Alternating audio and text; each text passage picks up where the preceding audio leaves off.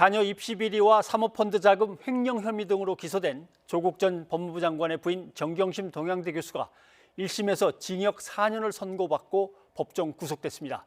핵심 논란이었던 동양대 표창장 위조를 비롯한 입시 비리 혐의가 모두 유죄로 인정됐습니다. 법원 취재기자를 연결해 보겠습니다. 임성호 기자. 네, 서울중앙지법입니다. 네, 1심 선고에서 실형, 법정 구속이 나왔군요.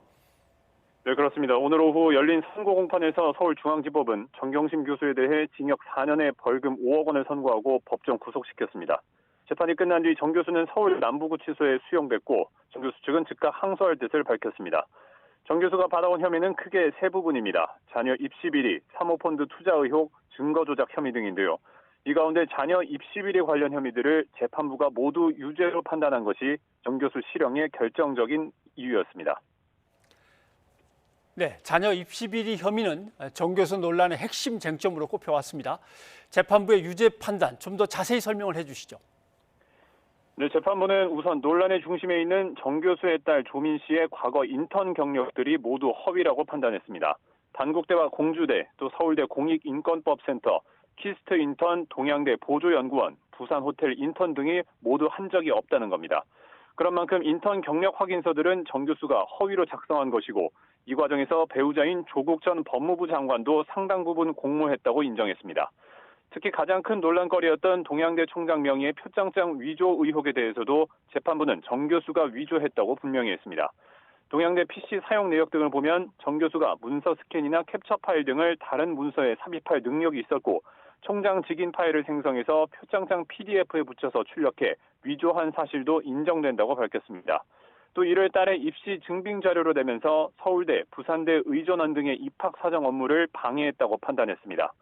재판부는 이 같은 입시 비리 범행은 성실한 사람들에게 허탈감을 주고 입시 시스템을 불신하게 한다는 점에서 비난 가능성이 매우 크다고 질타했습니다.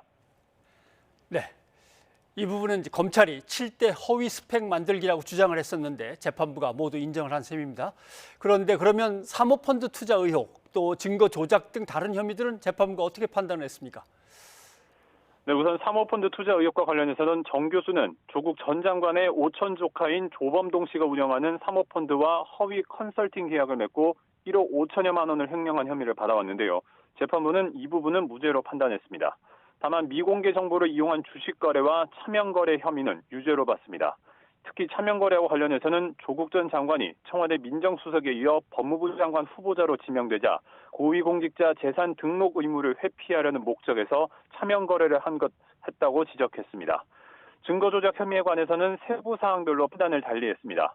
정 교수가 조 전 장관 인사청문회를 앞두고 사모펀드 운용사 직원들에게 동생 관련 자료 등 증거 인멸을 교사한 혐의는 유죄로 봤지만 사모펀드 관계자들에게 운영 현황 보고서를 유리하게 조작하라고 지시했다는 혐의는 공소사실 입증이 부족하다며 무죄로 판단했습니다. 또 자산관리인인 김경록 씨에게 자택 하드디스크 교체와 동양대 PC를 은닉하라고 교사했다는 혐의에 대해서도 마찬가지로 무죄라고 밝혔습니다. 수사에 대비해서 조 전 장관과 PC 은닉을 공모하고 김경록 씨에게 이를 지시한 사실은 인정되지만 정 교수는 김경록 씨와 공동 정범이어서 죄를 물을 수 없다는 겁니다. 재판부는 그러면서도 정 교수의 이 같은 행위가 자신과 조 전 장관에 대한 수사와 재판을 방해하고 실체적 진실을 밝히기 어렵게 했다고 지적했습니다. 지금까지 서울중앙지법에서 YTN 임성호입니다.